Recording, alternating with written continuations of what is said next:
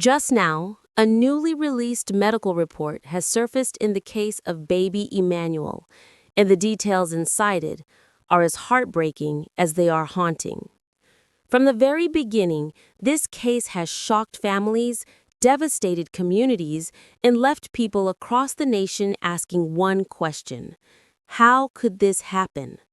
A child's life cut short, a system that promised protection but failed at every turn.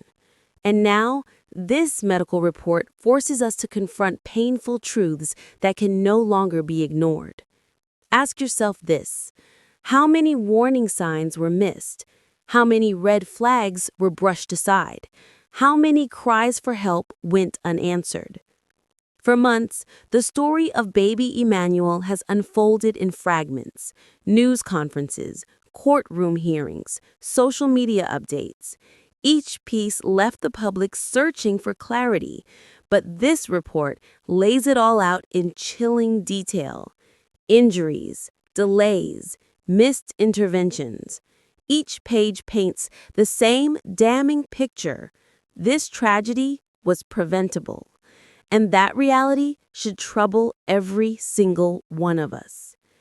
The findings don't just describe medical facts, they document suffering. A suffering that was prolonged, a suffering that could have been stopped, a suffering no child should ember endure. Think about that. A baby who should have been safe, a baby who should have been protected.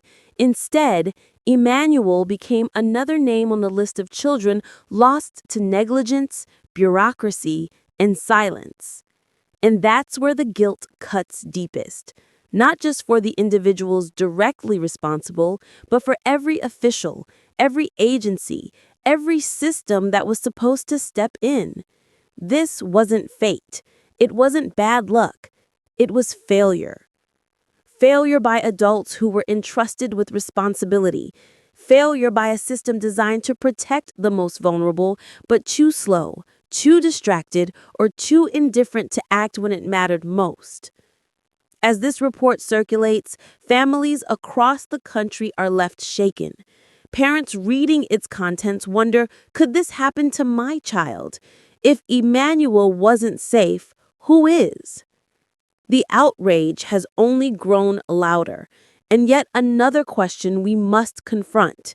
Will this outrage fade with time, or will it spark the change so many children desperately need? Because Emmanuel's case is not isolated.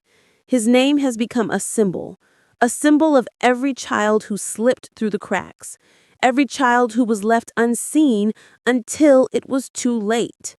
Every child whose story ended far too soon. The report doesn't just serve as evidence in a courtroom. It serves as a mirror, a reflection of what we as a society refuse to face, that children are still falling victim to preventable tragedies because those with power do not move fast enough to protect them. Tonight, we walk you through this report, line by line, detail by detail, so that Emmanuel's story is not forgotten and so that no one can claim ignorance ever again. But before we continue, let me pause here to ask you something important. If you believe children deserve protection, if you believe no family should ever have to go through this again, take a moment right now to like this video, share it with others, and subscribe to this channel. Your support is not just about numbers. It's about making sure these stories are seen. It's about ensuring Emmanuel's name and the truth of what happened to him reach as many people as possible. When you like, when you share, when you subscribe, you help keep his memory alive, and you help keep pressure on those who must answer for this. Now, back to Emmanuel's case. The medical report reveals what Emmanuel endured in his final days. Doctors recorded findings that were impossible to ignore. Findings that tell us in heartbreaking clarity that this suffering was not sudden. It built up over time. It escalated. It should have been seen. It should have been stopped. Every page of the report reads like a reminder of opportunities lost. Social workers had information. Medical professionals raised concerns. Investigators had evidence. Yet somehow the response never came fast enough. So what do we do with this information now? Do we simply read it, shake our heads, and move on? Or do we finally say, enough is enough? Because the truth is, Emmanuel's death was not just a tragedy. It was a warning that if nothing changes, there will be another Emmanuel, and another, and another. And if that thought unsettles you, it should. This is more than just a medical report. It is a story of innocence stolen, a story of responsibility abandoned, a story that forces us to ask the hardest question of all: when will we finally protect the children who cannot protect themselves?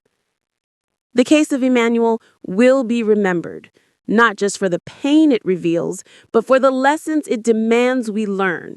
And tonight, we bring you every detail the medical report uncovered, because the world deserves to know and Emmanuel deserves to be remembered.